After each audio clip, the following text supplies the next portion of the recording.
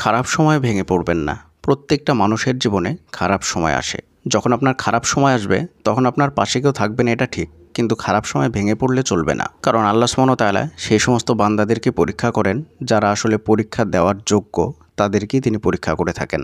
এবং এই পরীক্ষার সময় ভেঙে না পড়ে ধৈর্য ধারণ করে অটল অবিচল থাকে সেই সমস্ত বান্দাদেরকে আল্লাহ সুবহানাহু ওয়া তাআলা অনেক বড় পুরস্কার দিয়ে থাকেন, যেটা সে কখনো কল্পনাও করেননি। কষ্ট হলো মানুষের জীবনের নিত্য সঙ্গী। আপনি যদি একদিন ভালো থাকেন তাহলে 3 দিন কষ্টে থাকবেন, এটাই স্বাভাবিক। কষ্টের সময়গুলোতে একা থাকার চেষ্টা করবেন, বেশি বেশি করে আল্লাহ সুবহানাহু ওয়া তাআলার ইবাদত করবেন, জিকির আজকার করবেন এবং কষ্টের কথাগুলো আল্লাহ সুবহানাহু ওয়া তাআলাকে শেয়ার করবেন, অন্য কারো কাছে নয়। এতে করে দেখবেন যে কষ্ট কিছুটা হলেও কমবে এবং কষ্ট আল্লাহ সুবহানাহু ওয়া তাআলা খুব তাড়াতাড়ি দূর করে দেবেন। আর যদি আপনি মানুষকে বলে বেড়ান তাহলে মানুষ সেগুলো নিয়ে আপনার জন্য মজা করবে, আপনাকে নিয়ে হাসাহাসি করবে এবং আপনার কষ্টটা আরও দ্বিগুণ করার চেষ্টা করবে। আল্লাহ সুবহানাহু ওয়া তাআলা এমন এক রব যিনি আপনাকে সত্যি ভালোবাসেন।